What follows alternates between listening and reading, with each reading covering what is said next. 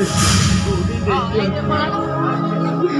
ଠାକୁରଙ୍କ ପାଖରେ ପ୍ରାର୍ଥନା କରୁଛି ମୋ କୃଷ୍ଣ ପାଖରେ ତମର ମଙ୍ଗଳ ହଉ, ତମ ଦାମ୍ପତ୍ୟ ଜୀବନ ସୁଖମୟ ହଉ।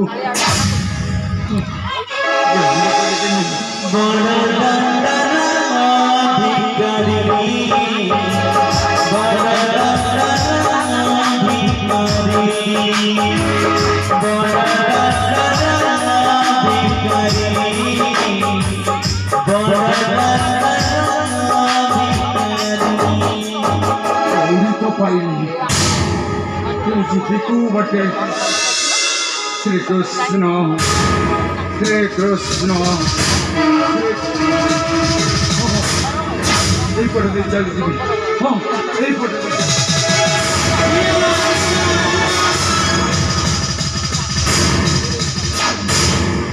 पटे निया को पटे जी को पटे जी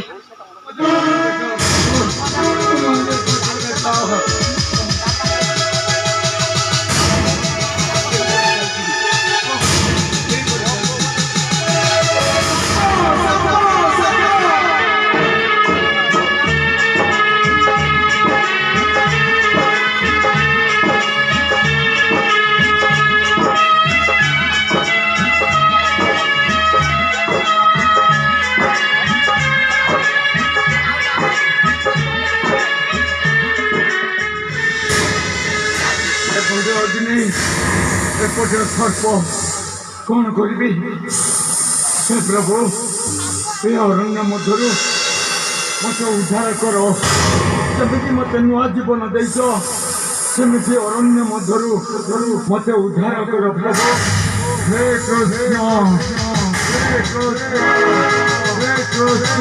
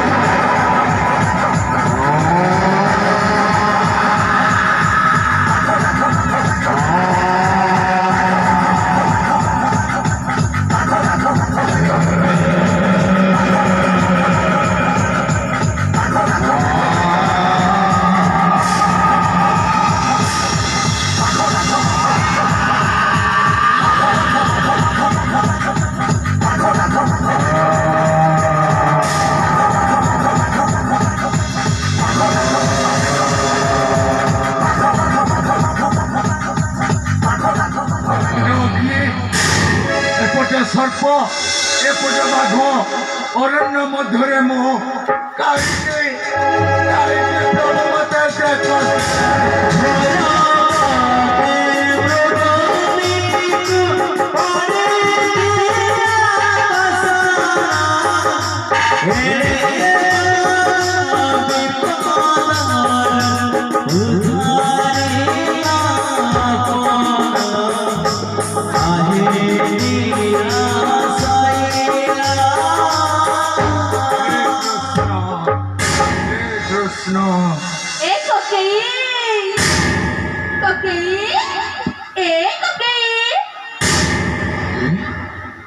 अरण्य मध्य तो कई देखा था मत कोकेल बोले किए डाकुची कोठी से मत कोकेल मो पछरे कोकेल किए डाकुची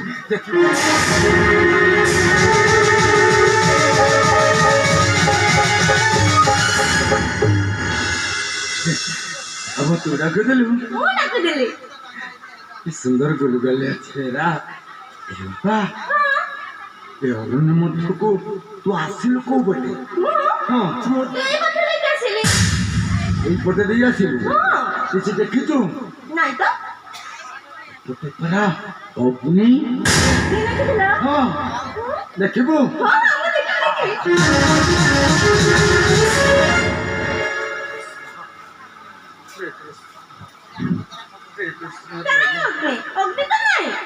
ସତ କହୁଛି ମୁଁ ନିଜ ଆଖିରେ ଦେଖିଛି।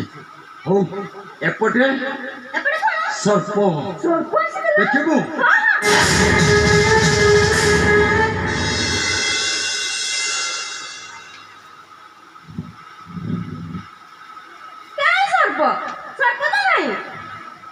ମୁଁ ବି କିଛି ବୁଝିପାରୁନି।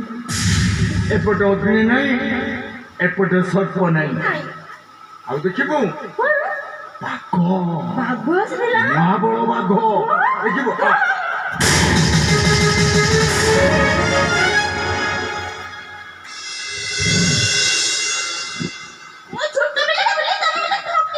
ନାଇଁରେ ତତେ ଠକି ଦଉନି, ବରଂ ମୁଁ ଠକି ଯାଇଛି।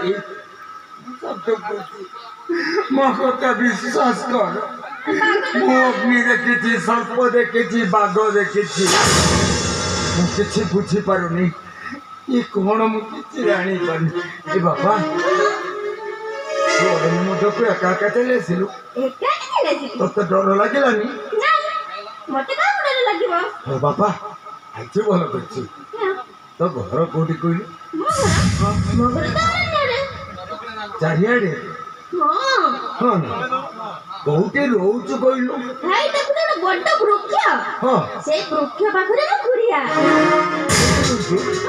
ତତେ ଡର ଲାଗୁନି? ଏଡେ ବାଘ, ଭାଲୁ, ହାତୀ। ଖାଉଛୁ କଣ? ସେ ବୃକ୍ଷରେ ଲାଲ ଲାଲ ଫଳ ଧରୁଛି, ମୁଁ ସେଟା ଖାଏ। ତମେ ଖାଇବ? ମୁଁ ଖାଇନି। ହଉ କହିଲେ ବାପା ତୋ ନାଁ କଣ? ମୋ ନା ତ ଜାଣିନି। ତୋ ପିତା ନା? ପିତା ନା ତୋ ମାତା ନା? ମାତା।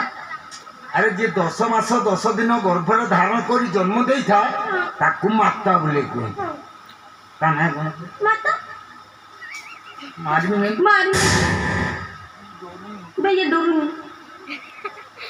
ନା ପଚାରିଲା ବେଳକୁ କହୁନି, ପିତା ମାତା ନା କହିଲା ବେଳକୁ କହୁନି, ଘର କଥା କହିଲା ବେଳକୁ କହୁଛି ମୁଁ ଜଙ୍ଗଲରେ ରହୁଛି।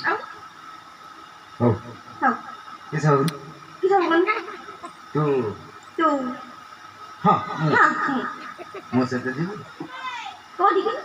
ରାଜ୍ୟକୁ। ରାଜ ସିଂହାସନରେ ବସିବୁ, ରାଜ ଝୁଲଣରେ ଝୁଲିବୁ, ସୁନା ଥାଳିରେ ଭାତ ଖାଇବୁ। ହଁ ମୁଁ ସାଙ୍ଗରେ ଯିବି। ସତ କହୁଛୁ?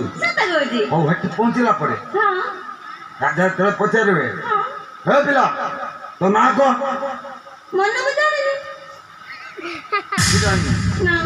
ଠିକ ଅଛି, ତୁ ତ ଜାଣିନୁ ନା ପଚାରୁଥିଲୁ କହିଲେ ମୁଁ ତତେ ଗୋଟେ ନାଁ ଦେବି। ହଁ ନା ବସେଇଦେମି ଗୋଟେ ଚାପୁଡା ଜାଣି, ଏଟା ଖାଇବା ଜିନିଷ। ସେଟା ଗୋଟେ ନା, ସେଇ ନାଁରେ ସମସ୍ତେ ଡାକିବେ। କଣ କହିବୁ? ଆଜିଠୁ ତତେ ନାଁ ଦେଲି ବାଟରୁ କିଛି ବାଟୁଆ।